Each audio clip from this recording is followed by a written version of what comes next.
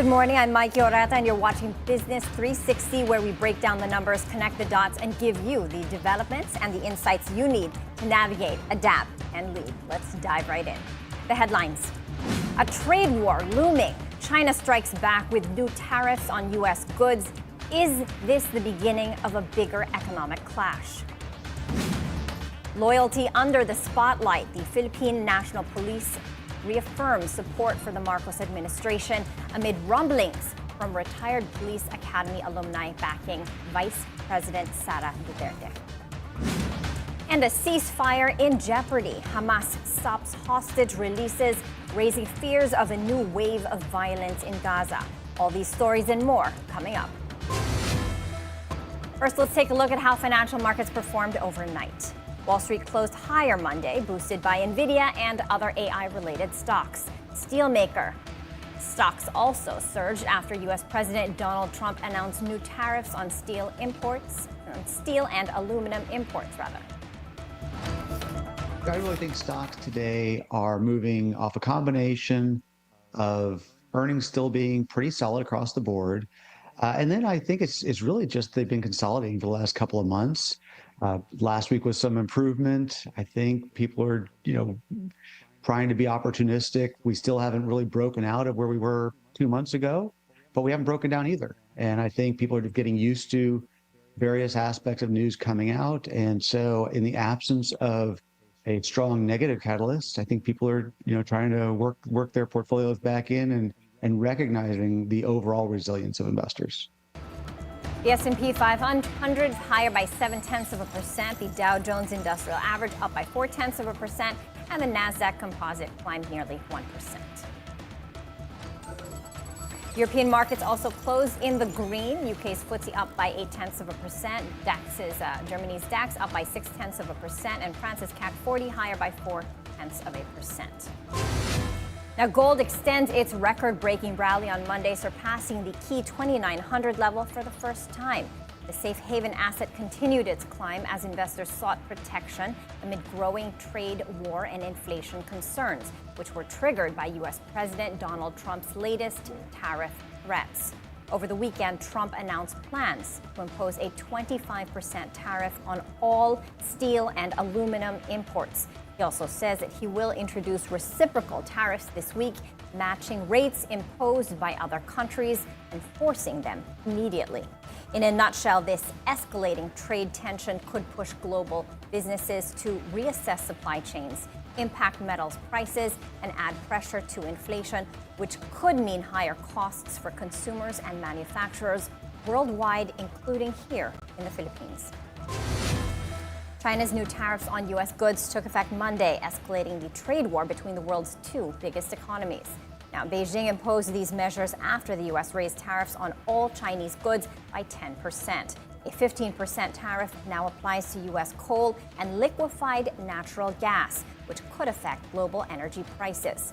A 10% tariff has been slapped on crude oil, agricultural machinery, and large vehicles like pickup trucks. China has also opened an investigation into Google over possible anti-monopoly violations. Why does this matter? Higher oil and energy costs could make gas, transportation, and electricity more expensive in the Philippines. Imported machinery and equipment could cost more, affecting businesses that rely on U.S. suppliers. Global market uncertainty may also impact foreign investments in the country.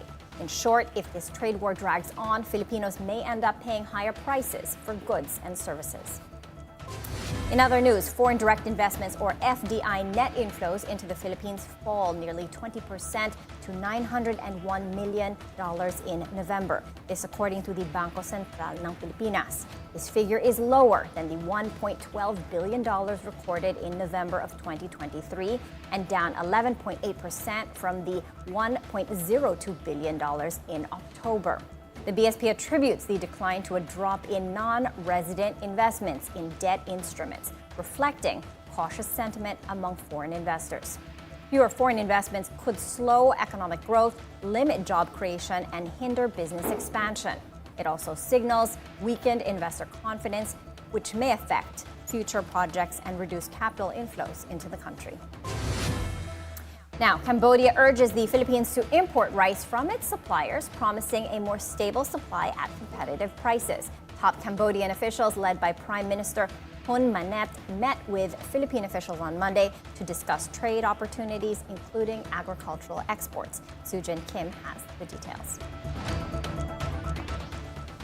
Cambodia is urging the Philippines to deepen economic collaboration, highlighting opportunities in foreign investments, tourism, and supply chain integration. With Cambodia's $7 billion foreign direct investment surge in 2024, a 40% increase from previous, their officials are calling on Filipino investors to take advantage of the country's pro-business environment and generous tax incentives. The Royal Government of Cambodia is committed to diversifying trade and investments and leveraging comparative advantages, including robust infrastructure development initiative, enhanced regional connectivity, free trade agreements, skilled workforce, and dynamic domestic market. Cambodia also offers a range of attractive investment opportunities for mutually beneficial cooperations. Both our government and our private sector community is deeply committed to fostering a welcome, stable, secure, business-friendly environment for Philippine investors. Cambodia is also betting on stronger ties with the Philippines in infrastructure, digital transformation, and sustainable energy. For Cambodian perspective, we see significant potential for partnership with Philippine business across key sectors, include agri processing, hospitality, real estate, education, and manufacturing. Trade Undersecretary Seferino Rodolfo likewise underscored high potential investments in the country. To our Cambodian friends, the Philippines is rich in what we call as green metals or green minerals. These are metals that the world needs as we transition to a more sustainable future, meaning metals that are needed in battery production. Philippines is rich in nickel, copper, and in cobalt. Amid ongoing talks on trade expansion, Cambodia is calling on the Philippines to consider importing rice directly from Cambodia, bypassing middlemen to secure a more stable supply at competitive prices. It would really be both to our advantage if we can establish more direct trading arrangements between the Philippines and Cambodia, not just for rice, but for other agricultural products. Beyond trade, tourism is emerging as a key driver of economic ties between the two countries. The number of Filipino tourists in Cambodia more than doubled since 2022. To capitalize this momentum, discussions are underway to increase direct flights between the two countries. Moreover, Cambodia envisions the region as a single factory in a single country, where nations collaborate to streamline supply chains, reduce costs, and boost competitiveness in a global scale. With growing trade partnerships and investment incentives, both countries are laying the groundwork for a more dynamic and interconnected Southeast Asia. Sujin Kim, Bilyonaryo News Channel. Consumer group Nasacor criticizes the Energy Regulatory Commission, or the ERC, for failing to act on 113 cases filed by the National Grid Corporation of the Philippines, or the NGCP, since 2017. Nasacor warns that ERC's inaction creates uncertainty over electricity rates, potentially causing consumers to pay more than necessary. Petronilio Ilagan, former Energy Undersecretary and Nasacor President, says the lack of rate adjustments has kept outdated charges in place, impacting millions of households and businesses. In a text message to the Bilyonaryo News Channel, ERC Chairperson Monelisa Di Balanta says that her office has been addressing the backlog since 2022 and is making progress, particularly on the NGCP rate reset. Now, government welfare programs receive strong public approval, with many Filipinos believing that these initiatives are making a big difference for the country's poor. That's according to a recent survey by Pulse Asia and Social Weather Stations. Now, the SWS survey, conducted from January 17 to 20, found that 90% of the respondents see the 4Ps program as helpful. 8 out of 10 Filipinos also believe that the government's short-term employment program and financial aid for minimum wage earners are making a positive impact on low-income households. Similar findings emerge from the Pulse Asia survey conducted from January 18th to the 25th, where 82% of Filipinos said that the 4Ps program is improving the financial stability of low-income families. On another front, onion farmers slammed the government's decision to import red and white onions during the peak harvest season in February and in March. Luchi Senya, the manager of a farmers cooperative in Bongabon, Nueva Ecija, argues that the importation is poorly timed, just as local farmers are preparing to harvest. Senator Amy Marcos also opposes the move, saying onion prices naturally drop during harvest season, and importation could mean losses for local farmers. The Department of Agriculture recently approved the importation of 3,000 metric tons of red onions and 1,000 metric tons of white onions, citing the need to prevent a potential shortage that could drive up prices or be manipulated by traders. The imported onions are expected to arrive in the coming weeks. Now, what does this mean for the Philippines? Imports could lower prices, but at the cost of hurting local farmers. Farmers may struggle to compete, potentially leading to losses and waste. Onion prices may still fluctuate if traders manipulate supply. In short, the balance between importation and protecting local agriculture remains a big challenge. We're taking a quick break. Please stay with us as we dive deep into the numbers and the narratives that matter most. Your bottom line.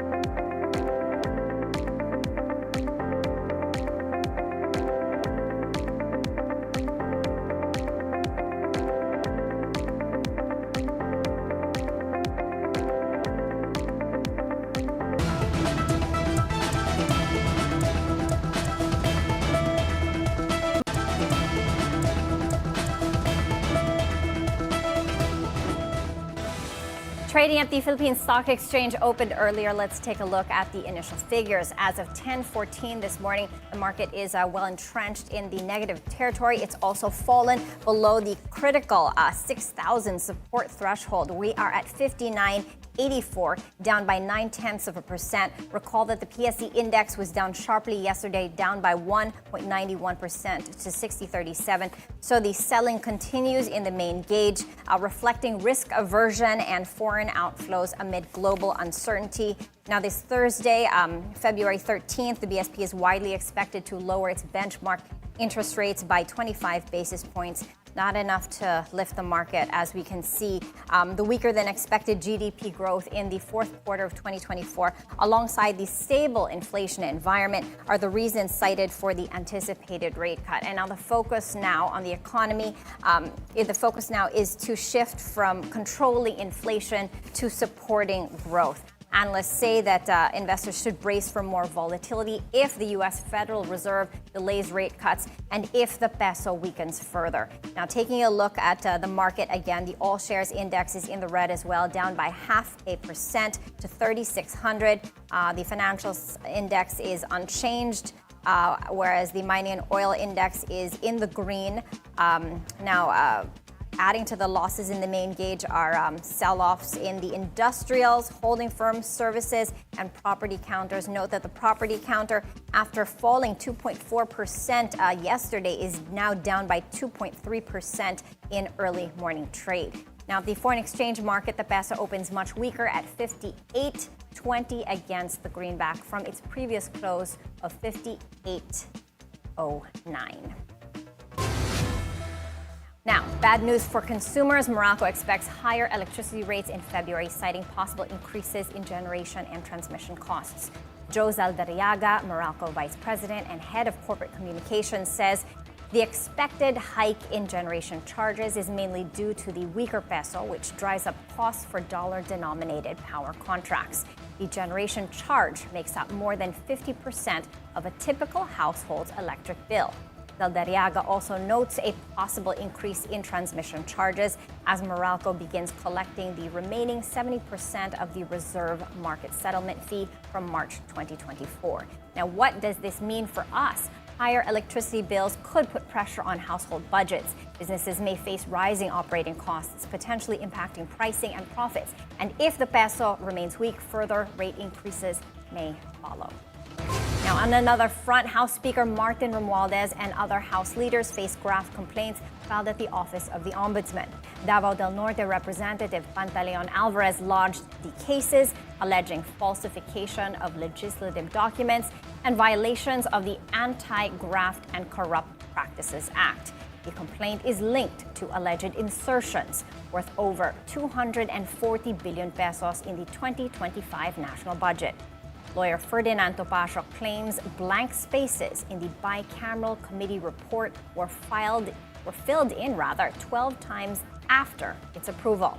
Other respondents include House Majority Leader Manix Dalipe, former House Appropriations Committee Chairman Zaldico, and Marikina Representative Stella Kimbo.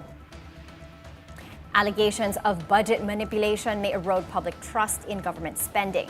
If proven, this could trigger major political shakeups in the House of Representatives. The 2025 national budget could also face greater scrutiny, potentially delaying or altering funding for key programs. Now, commuter group Alt Mobility slams the proposed removal of the EDSA busway, calling it a PR mess. Alt Mobility spokesperson Jed Ugay tells Bilyonaryo News Channel that this would bring back the heavy traffic bottlenecks experienced on EDSA, as we saw before. If you see C5 and Commonwealth, which don't have the exclusive bus lanes, very traffic na dyan ngayon. But the main point there is that we're making EDSA less efficient. The bus lanes are more efficient than the pre-EDSA carousel scenario because we're moving more people per hour on that road because buses take around 50 passengers per vehicle, while cars can only move around, on average, 1.5. You can say could house like 5 people, but normally it would just have like 1.5 average number of persons inside. Ugay also stresses that the government should focus on improving public transportation efficiency rather than removing the busway. We should change the metrics of MMDA and the other agencies where they always focus on the number of vehicles that are being moved rather than knowing or like calculating how many people. Because if you can move like 3 buses but each would have 50 passengers each, then that's 150 people compared to moving like 60 cars. If you can see cars moving, it won't be as efficient as the bus lane. Transportation Secretary Jaime Bautista assures the public that the EDSA busway will stay due to its proven efficiency. However, he confirms that the government plans to hand over its operations to the private sector to enhance commuter experience. Now, the Philippine National Police, or the PNP, reaffirms its loyalty to the Marcos administration amid controversy over a letter from PNP Academy alumni opposing the impeachment of Vice President Sara Duterte. Francis Folve has the details. A letter of support for VP Sara Duterte from the PNP Academy Tagapagkalinga class of 1991 is now circulating on social media. The letter describes the impeachment complaint against Duterte as political persecution, claiming it has no factual or legal basis. It also affirms the solidarity and commitment of Class 91 members to fight what they call unjust prosecution of the Vice President. Some prominent members of PNPA Tagapagkalinga class of 1991 include former Region 3 Director General Jose Hidalgo Jr., BARM Regional Director Brigadier General Alan Nobleza, Caraga Regional Director Brigadier General Alan Nazaro, former NCRPO Chief Brigadier General Reynaldo Tamundong. PNP spokesperson Police Brigadier General Jean Fajardo confirmed the letter's authenticity. Yes ma'am, kinonfirm ko po yan doon sa mga miyembro po ng PNPA Class 91 at majority of them except for 3 active PNP personnel ay naglabas daw po sila. It was just a draft letter of support doon sa mga miyembro po ng grupo po na ito na naglabas po ng support sa ating Vice President Sara Duterte. Karapatan po nila yan, katulad po ng ibang mga individual at grupo na magpahayag po ng kanila pong suporta at hindi po natin saklaw kung ano po yung mga nilalaman ng kanilang isip. But with respect, ma'am, doon sa tatlong natitira po na kanilang mga miyembro, nakausap ko po yung isa sa kanila earlier, and according to him, ay wala naman po silang pinirmahan yan. It was the stand of their class at grupo, but yung tatlong active po, they will remain political and non-partisan at hindi po nila saklaw yung kaisipan ng ibang miyembro po ng klase po nila. Fajardo also named the 3 active members of PNPA Class 91, General Reynaldo Tamundong, Deputy of NCRPO, General Archibald Macala, Director of Region 6, Colonel Ramil Labastida, HPG. Despite the letter, Fajardo assured the public that the PNP remains loyal to its duty and the administration. Wala po itong magiging epekto doon po sa mga aktibong miyembro po ng Philippine National Police Academy because alam po namin yung aming mga sinumpaang tungkulin po at alam po namin na bilang mga miyembro po ng PNP, kami po ang unang-unang dapat magpaalala sa ating mga hanay na we should remain apolitical and non-partisan. As the PNPA Class 91 letter supporting VP Sara surfaced, another letter allegedly from the PNP supporting PBBM also spread online. However, Fajardo clarified that this letter has nothing to do with VP Sara's impeachment. Instead, it was a letter expressing support for the term extension of PNP Chief Romel Marbil. Fajardo reiterated that the PNP remains focused on security preparations for the upcoming elections, especially as the campaign period for national candidates begins. Francis Polbe, Bilyonaryo News Channel. In other news, Palestinian militant group Hamas halts the release of Israeli hostages until further notice, escalating regional tensions. Hamas accuses Israel of violating the ceasefire agreement in Gaza. Israeli Defense Minister Israel Katz denounces Hamas, claiming that they were the ones who broke that ceasefire agreement. He also orders the military to remain on high alert in Gaza and to strengthen domestic defenses. For global business, a new wave of violence could drive up oil prices, impacting energy costs worldwide. Supply chain disruptions may intensify, affecting trade routes in the Middle East. Markets could also see increased volatility as investors react to growing geopolitical risks. Now, lawmakers and protesters push back against Elon Musk's government efficiency initiative, citing security and privacy risks. Democratic lawmakers protested outside the Social Security Administration in Baltimore, opposing Musk's involvement in government agencies. His team has already gained access to Medicare and Medicaid systems, raising concerns about the handling of sensitive data. A federal judge temporarily blocks Musk's team from accessing government payment systems, warning of potential data breaches. Now, why does this matter for the Philippines? Any disruption in U.S. government spending could impact global markets and investments. Tech firms handling government data may face tougher rules, influencing regulations here in the Philippines. Private companies taking on government functions could shape future public-private partnerships locally as well. And that's it for Business 360. I'm Maiki Oreta. Keep it here on BNC, the Bilyonaryo News Channel, always on top.